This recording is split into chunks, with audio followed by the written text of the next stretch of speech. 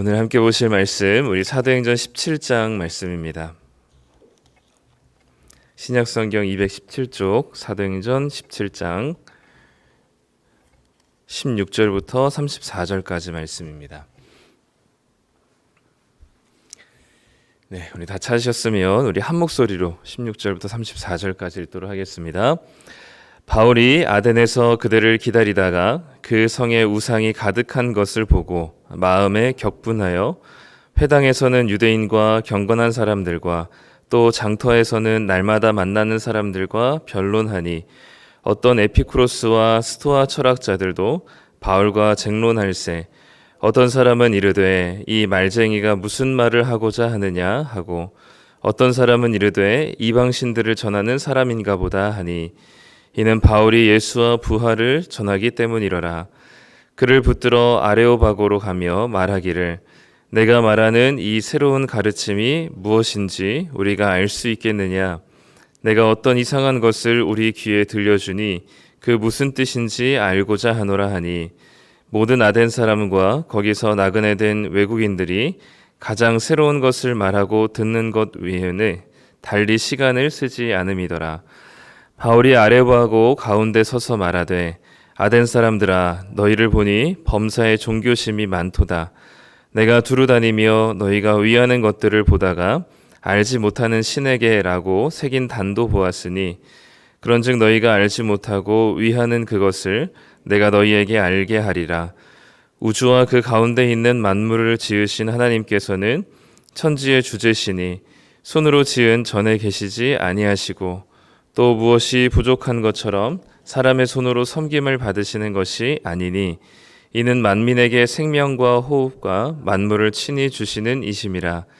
인류의 모든 족속을 한 혈통으로 만드사 온 땅에 살게 하시고 그들의 연대를 정하시며 거주의 경계를 한정하셨으니 이는 사람으로 혹 하나님을 더듬어 찾아 발견하게 하려 하심이로되 그는 우리 각 사람에게서 멀리 계시지 아니하도다.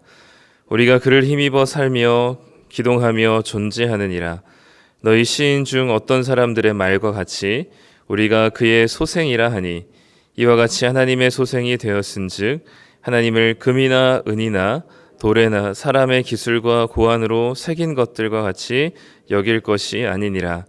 알지 못하던 시대에는 하나님이 관가하셨거니와 이제는 어디든지 사람에게 다 명하사 회개하라 하셨으니 이는 정하신 사람으로 하여금 천하를 공의로 심판할 날을 작정하시고 이에 그를 죽은 자 가운데서 다시 살리신 것으로 모든 사람에게 믿을 만한 증거를 주셨음이니라 하니라. 그들이 죽은 자의 부활을 듣고 어떤 사람은 조롱도 하고 어떤 사람은 이 일에 대하여 내 말을 다시 듣겠다 하니 이에 바울이 그들 가운데서 떠나매 몇 사람이 그를 가까이하여 믿으니 그 중에는 아레오바고 관리 디오누시오와 다말이라 하는 여자와 또 다른 사람들도 있었더라. 아멘. 네, 오늘 사도행전 17장 말씀 함께 또 나누도록 하겠습니다. 네, 바울의 두 번째 선교 여행 중에 오늘은 성경에서는 이제 아덴이라고 하고요. 우리 일반적으로 아테네라고 하는 도시를 바울이 이제 쫓기듯이 가게 된 겁니다. 우리가 어제 읽었던 데살로니가 베레아에서 많은 유대인들의 핍박을 받고 이제 도망쳐 이 사람들로부터 피신하게 된 곳이 이제 이 아테네였죠. 이 아테네는 이제 좀 특별한 도시였던 것 같습니다. 예, 그곳에 많은 철학자들도 있었고 또 종교성이 강한 이 아테네 시민들과 사람들이 이 바울의 눈에 보였던 것 같아요. 바울이 그 아덴이라는 지역에 도착해서 느꼈던 감정은 분노였습니다. 오늘 16절에 보면 바울이 아덴에서 그들을 기다리다가 그 성에 우상이 가득한 것을 보고 마음에 격분하여라고 되어 있습니다.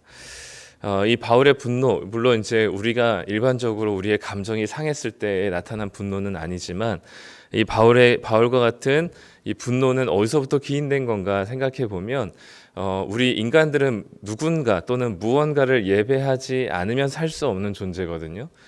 우리는 그렇게 태어났고 그렇게 만들어졌습니다. 그래서 우리는 어떤 한 사람을 어떤 사람을 우리가 뭐 대단히 신격화시키는 어떤 행위가 있어서가 아니라 우리 마음에 어떤 것을 늘 의존하고 살아가고 있어요. 그렇기 때문에 그것이 우리로서는 하나님께서 우리를 그렇게 만드셨기 때문에 우리는 하나님을 의존하고 하나님을 예배하는 사람으로 살아야 하는 사람들이 하나님이 아닌 다른 것들을 예배하고 다른 것들을 의존하고 있는 이 사람들의 모습을 보고 바울이 분노하게 된 것이죠. 하나님을 예배하지 않고 다른 것들, 돈을 예배하거나 또는 알지 못하는 어떤 신들에게 예배하거나 여러 다양한 그리스 로마 신화에 나왔던 그 신에 맞는 신전들을 만들어 놓고 섬기고 있는 이런 당시의 모습들을 보면서 분노하고 있었습니다. 이 2000년 전에 그리스 로마 시대 때는 그런 여러 그리스 로마 신과 같은 우상들을 실제로 만들어 놓은 신전이겠지만 지금은 우리가 여전히 우상을 섬기고 있는 이 세대를 살아가고 있죠. 지금 눈에 보이는 어떤 조각품이 아니고 또 눈에 보이는 어떤 우상의 모습은 아니지만 우리는 하나님이 아닌 다른 것들을 늘 예배하고 의지하며 살아가고 있습니다. 그게 우리가 살아가고 있는 이 세상이고 그리고 거기에 우리도 자유롭지가 못하죠. 하나님을 섬긴다고 하고 또 하나님을 우리의 예배의 대상이라고 여기긴 하지만 실제로 우리의 삶 가운데서 우리가 선택하고 결정하는 모든 우리의 인생 가운데 삶의 모습을 보면 우리는 하나님을 예배하기보다는 우리가 조금 더 의지하고 하나님보다 더 많이 사랑하고 있는 것들이 늘 우리 안에 존재하고 있는 것이죠. 그런 우리와 내 자신과 그리고 그런 이 세상을 보면서 우리는 그냥 아무렇지 않게 살아가고 있는 것은 아닌가 생각해 볼 필요가 있는 거죠. 여기에 격분한다, 분노한다는 것은 거스른다는 의미이거든요. 많은 사람들이 자기도 알지 못하는 우상을 따라 그것을 예배하며 그것을 주인 삼아 살아가고 있는 이 모습이 정상적이지 않다고 생각하고 그것을 거스르는 마음이 격분하는 마음입니다. 혹여나 이 세상을 보면서 또 내 자신을 보면서 이런 분노하는 마음이 생기지 않는다면 그것은 어떻게 보면 우리가 이 하나님이 아닌 다른 것들을 예배하고 있는 세상과 그런 나 자신의 모습을 어떻게 보면 당연하게 생각하고 그런 대세의 흐름에 나도 그 세상의 흐름 속에서 하나님을 예배하지 않고 살아가고 있는 것이 아닌가라는 것을 고민해 볼 필요가 있는 거죠. 이 바울이 이 분노했었던 이 격분한 마음은 구약에서 하나님께서 이스라엘 백성들이 이 하나님을 아니라 다른 계속 우상을 숭배하고 있을 때 나타났던 하나님의 분노하는 마음이었습니다. 그렇기 때문에 우리는 늘 우리 자신 안에 계속해서 꿈틀대고 있는 하나님이 아닌 다른 것들을 의지하고 사랑하고 예배하려고 하는 그런 끊임없는 우리들의 마음 가운데 이런 하나님의 분노하는 바울과 같이 격분하는 마음이 필요한 것이죠. 바울은 이 격분하는 마음을 그대로 쏟아내기보다는 그 도시에 맞게 그리고 그 도시의 사람들에게 그들이 가지고 있는 가치와 정서와 세계관을 가지고 그들에게 접근하고 있는 모습을 보여줍니다. 많은 사람들과 토론도 하고 그리고 이야기를 나누면서 결국 아레오바고라고 하는 이제 한 법정 같은 곳에 이제 가게 됩니다.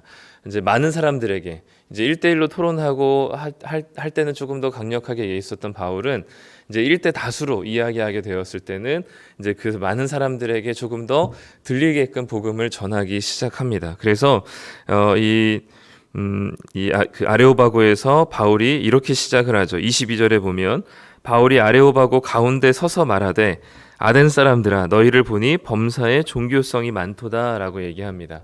그러니까 종교심이 뛰어난 거죠. 그래서 신에 대한 경배와 숭배가 굉장히 가득했었던 도시였습니다. 그래서 심지어 자기가 제우스 신도 섬기고 아프로디테 신도 섬기고 여러 다양한 신을 많이 섬기면 섬길수록 좋다고 생각해서 그런 신전들을 짓고 신전 제사에 많이 참여했었는데 혹여나 내가 모르는 혹시 내가 알지 못하는 신이 있을까봐 내가 깜빡하고 빠뜨린 신을 위한 신전도 만들어 놓은 거죠. 그래서 내가 혹시 모르는 그런데 누군가가 있다고 생각하고 내가 혹시 몰라서 빠뜨린 신을 위한 제단까지 있는 것을 보면서 종교심이 너무나 많다라는 것으로 뭔가 이제 칭찬 같은 것으로 시작을 하게 되죠. 그래서 이 아테네 시민들이 생각하고 있는 그리고 그들이 알지 못하는 내가 혹시라도 빠뜨린 신이라고 생각하는 그 불안과 두려움 속에서 그 알지 못하는 신이 바로 하나님이라는 사실을 지금 소개하고 있는 거죠. 이렇듯이 바울이 복음을 전하는 방식들은 유대인들이 많은 곳에서는 구약 성경을 이야기하면서 예수님에 대한 이야기를 했었고, 오늘 이렇게 이방인들이 많고 전혀 이 구약에 대한 배경 지식이 없는 사람들에게는 그들의 많은 종교성을 가지고 이제 이야기의 시작을 하게 됩니다. 그러면서 이제 하나님, 그 알지 못하는, 너희들이 혹시나 빠뜨렸을지도 모른다고 생각했었던 그 하나님이라는 분이 어떤 분이신지를 바울이 아주 되게 탁월하게 그리고 명확하게 설명을 하고 있는데, 한 절 한 절 보면요, 이 24절입니다. 24절에 보면 우주와 그 가운데 있는 만물을 지으신 하나님께서는 천지의 주재신이 손으로 지은 전에 계시지 아니하고, 이 그리스 로마 신들을 섬기는 이 아테네 시민들은 그들은 신전을 반드시 지었습니다. 그러니까 그리고 크고 화려하고 멋지게 신전을 지어서 그곳에 이제 자기들이 섬기는 신이 있었다고 믿었거든요. 그리고 거기를 가야만 그 신과 만날 수가 있었고, 그 신과 만나는 방식이 이제 거기에서 상주하고 있는 사제들과 이제 관계를 맺을 때, 그때 이제 신과 접할 수 있다라고 믿었습니다. 즉, 이들이 생각하고 있는 신의 개념은 그 크고 화려한 신전 안에 있는 신이었어요. 그런데 하나님께서는 이 모든 것들을 지으신 하나님이시고, 그분은 손으로 지은 전에 갇혀 계신 분이 아니시다라는 것을 얘기하고 있습니다. 그러니까 그들이 생각하고 있는 신의 개념과 다른, 완전히 훨씬 더 확장되고 훨씬 더 광대하고 더 위대하신 하나님에 대한 모습을 보여주죠. 25절에서는 또 무엇이 부족한 것처럼 사람의 손으로 섬김을 받으시는 것이 아니다라고 얘기하죠. 사람에게 무언가를 받아야만, 그래, 너희들이 나를 이렇게 잘 섬기는구나, 내가 너희들에게 이런 축복을 더해줄게 라는 이런 사람의 열심과 성심성의껏 정성껏 무언가를 신에게 공양해야지, 그래야지 신이 감동을 받아서 그들의 삶을 편안하게 해주는 그런 사람의 열심과 인간의 노력에 기반된 그런 일반적인 종교가 아니라, 하나님께서는 그것을 인간으로부터 받아야만 살아갈 수 있는 존재가 아니시라는 것을 얘기하는 거죠. 이스라엘 백성들이나 이 이방인들이나 기본적으로 생각했었던 종교라는 개념은 내가 얼마나 열심히 섬기느냐에 따라서 나에게 축복을 주시는 분이라고 이해를 많이 했습니다. 지금도 우리도 비슷한 생각들이 많죠. 내가 주일 예배 빠지지 않고 헌금하고 그리고 봉사하고 무언가를 하나님께 드려야만 하나님께서 나한테 거기에 대한 보상으로 무언가를 주시는 분으로 우리는 자꾸만 신에 대한 개념을 이해합니다. 그런데 지금 바울이 그 얘기를 하는 거죠. 하나님은 사람의 손으로 섬김을 받으셔야 살아가시는 분이 아니시다. 기본적으로 인간의 열심과 노력으로부터 시작된 이 신이 아니시다라는 것을 얘기해주고 있습니다. 그리고 오히려 24절 끝에 25절 하반절에 보면 사람으로부터 섬김을 받으시는 분이 아니니 이는 만민에게 생명과 호흡과 만물을 친히 주시는 분이다. 오히려 하나님은 무언가를 받기 위해서 계신 분이 아니라 우리에게 모든 것들을 주시는 분이시라는 사실을 얘기하고 있습니다. 우리가 무언가를 하나님께 드리기 이전에 이미 하나님께서 우리에게는 모든 것들을 주신 분이시다라는 것이죠. 만민에게, 하나님을 알고 있는 사람들에게만 아니라 만민에게, 모든 사람들에게 하나님은 생명과 호흡과 만물을 친히 주시는 분이시다라고 이야기하는 거죠. 그렇기 때문에 하나님께서는 이미 우리에게 주신 분이고, 그리고 지금도 계속해서 공급하시는 분이시니 하나님께 무언가를 드림으로 받기를 원하시는 분이 아니라 하나님은 여전히 우리에게 주시기를 원하시는 하나님이시다라는 사실. 그러니까 이것이 사실 지금 우리에게도 이 사고방식과 체계가 좀 다른 의미인데, 당시에 아테네 시민들에게는 아주 이 세계관을 뒤트는 그들의 가치관과 그들의 생각하고 있는 생각들을 완전히 뒤집어 버리는 바울의 이야기였던 것이죠. 그리고 결국엔 이 26절에 보면 인류의 모든 족속을 한 혈통으로 만드사 온 땅에 살게 하시고 그들의 연대를 정하시며 거주의 경계를 한정하셨으니, 연대를 정하시고 거주의 경계를 한정하셨다는 것, 연대를 정하셨다는 것은 그들의 시간이고요. 그리고 거주의 경계를 한정하셨다는 것은 그들의 공간이죠. 그러니까 한 인간의 태어남과 그리고 그 태어나면서부터 죽는 것까지 그들의 연대인 것이죠. 그들의 삶을 하나님께서 정하시고, 그리고 그들이 어디에 어떻게 태어날 것인지, 그래서 어디를 살아갈 것인지에 대한 거주의 경계를 한정하신, 즉 다른 말로 하면 한 사람의 삶과 죽음을 주관하시는 하나님이시라는 것을 얘기하고 있는 것이죠. 그렇기 때문에 그렇게 하나님께서 한 사람으로 하여금 이 삶의 태어남과 죽는 것, 그리고 어디에서 태어날 것인지, 이 모든 것들이 다 뭐냐면 인간이 정할 수 있는 게 아니에요. 그러니까 한 사람의 이 시간과 그 연대를, 그리고 거주의 경계, 이 모든 것들은 하나님께서 특정하시고 하나님께서 결정하시는 문제입니다. 우리가 지금의 부모님으로부터 태어나기 위해서 결정한 바 없고요.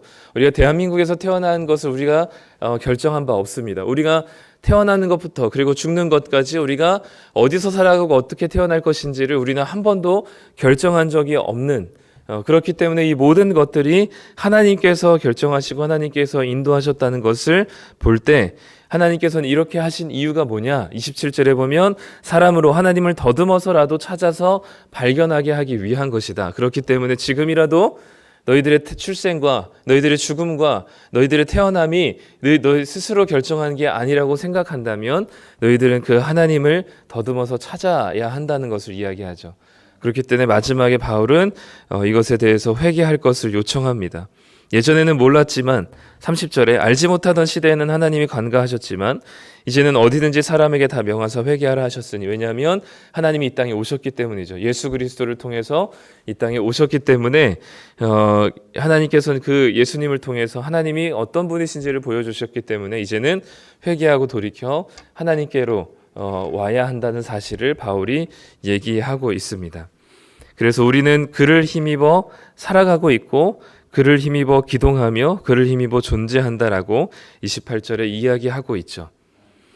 그렇기 때문에 우리가 생각해 봐야 될 것은, 우리가 내가 믿는 하나님이 어떤 분이신지, 혹여나 또는 믿지 않으신다면 내가 교회를 다니고 있는데 교회를 다니고 있는 이 기독교에서 이야기하고 있는, 적어도 성경에서 얘기하고 있는 하나님은 어떤 분이신지를 고민하지 않을 수가 없습니다. 우리는 일반적으로 다른 종교들은 내가 얼마나 열심을 내어서 또 내가 얼마나 노력해서 내가 이만큼 정성을 들여야만 구원을 받거나 또는 그에 상응하는 무언가를 받을 수 있다라는 게 일반적인 고등 종교의 모습입니다. 그래서 고행도 하고 선행도 하고 그래서 절제도 하고 그래서 이 땅의 질서들을 또 살아서 죄를 짓지 않고 사는 이유죠. 구원받기 위해서, 무언가 대단한 보상을 받기 위해서입니다.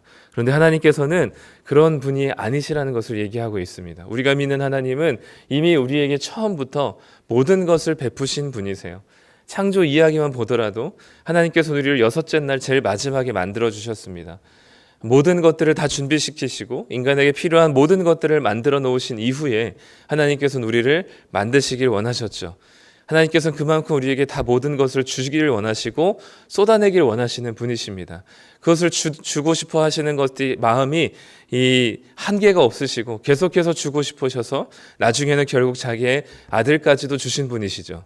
그렇기 때문에 우리가 믿는 하나님은 뭔가 우리가 이렇게 하지 못했기 때문에 내가 벌을 받거나 또는 내가 이렇게 했기 때문에 잘 되어지거나가 아니라 하나님께서 이미 우리에게 모든 것들을 주시길 원하시는 분이고 또 실제로 아들 예수 그리스도까지도 우리에게 내어주신 분이시기 때문에 우리는 그분이 아니면 살 수 없는 28절 말씀처럼 하나님이 우리가 그를 힘입어서 살고 그를 힘입어서 기동하며 그를 힘입어서 존재하고 있다는 사실을 믿고, 그리고 오늘 하루 우리에게 주어진 이 하루라는 이 생을 살아갈 때 우리의 당장에 마주치는 어려움들과 불편한 관계들과 그리고 우리의 계획대로 되지 않음에 대한 속상함들을 뛰어넘는 우리가 그 하나님을 이해하고 그 하나님을 믿을 때 우리는 그것에 많이 좌지우지되거나 흔들리지 않고 하나님께서 주시는 그를 힘입어 살고 이미 우리에게 모든 것들을 내어주신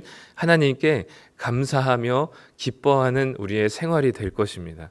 그것이 우리가 내가 믿는 하나님이 어떤 분이신가를 잘 알고 그 하나님을 내가 믿음으로 받아들일 때 우리의 나타나는 삶의 변화와 태도인 것이죠. 이런 탁월한 바울의 설명에도 불구하고 예수님 믿은 사람은 불과 몇 명밖에 되지 않았습니다. 사람들은 실패했다 여길 수도 있겠지만 여전히 바울은 자기의 주어진 상황 속에 복음을 전하기를 멈추질 않았죠. 오늘도 우리는 이런 하나님을 믿고 있습니다. 그래서 시시하게 이 다른 하나님이 아닌 다른 것들에 매여서 살아가고 있는, 그래서 여전히 그것을 소유했지만 불행하게 살고 있는 여타 세상 사람들과 다르게 우리는 우리에게 모든 것들을 주신 하나님을 믿고 있습니다. 그렇게 오늘 하루 속상한 일들이 있더라도 또 계획대로 되지 않을지라도 무언가 불편하고 어려운 일이 생길더라도 우리는 우리에게 모든 것들을 내어주신 그 하나님을 믿는 믿음 안에서 넉넉하게 이기며 감당하며 살아가게 될 것입니다. 오늘도 우리에게 모든 것들을 주셔서 그를 힘입어 살고 기동하며 존재하는, 그래서 그 사실을 깨닫고 하나님을 신뢰하며 살아가실 수 있는 우리 성도님들 되시기를 간절히 소망합니다. 기도하겠습니다. 하나님 아버지 감사합니다. 우리가 믿는 하나님이 또 말씀에 기록된 그 하나님께서 우리에게 모든 것들을 주시기를 원하시며 아끼지 않고 우리에게 모든 것들을 내어주시기를 원하시는 하나님이심을 기억합니다. 우리가 하나님께 무언가를 드리기 이전에 하나님께서는 먼저 우리들에게 주셨고 그로 인하여서 하나님께서는 우리에게 베푸신 은혜가 너무나 크기에 우리가 그 마음에 그 주님의 사랑과 은혜에 감사하고 감격하며 기뻐하며 하는 것이 오늘 하루 살아가는 신앙생활인 줄 믿습니다. 하나님, 오늘도 우리가 우리의 노력에 기반한 신앙이 아니라 하나님의 은혜에 기반한 신앙 되게 하여 주시고 그 하나님을 믿는 믿음으로 우리가 나아갈 때 오늘 하루도 우리에게 주어진 삶이 혹여나 혹독하고 어렵고 힘들고 비참할지라도 우리에게 모든 것을 내어주신 그 하나님을 믿는 믿음 안에서 우리가 이겨내고 감사하며 기쁨으로 살아갈 수 있는 하루가 되게 하여 주시옵소서. 하나님, 우리에게 베푸신 놀라운 주님의 은혜를 늘 기억하며 하나님의 사랑을 늘 우리 마음에 깊이 묵상하기를 원합니다. 오늘 말씀을 통하여서 그 사랑이 우리 가운데 충만하게 채워지게 하여 주시고 그 하나님을 믿는 믿음 안에 오늘 하루 살아갈 때 오늘 하루 이 잠자리에 드는 밤 속에 하나님이 베푸시는 은혜와 또 하나님의 돌보시는 손길이 어떤 것이었는지를 하나님께 고백하며 감사하며 잠자리에 들 수 있는 오늘 하루 되게 하여 주시옵소서. 감사드리며 예수님의 이름으로 기도드립니다. 아멘.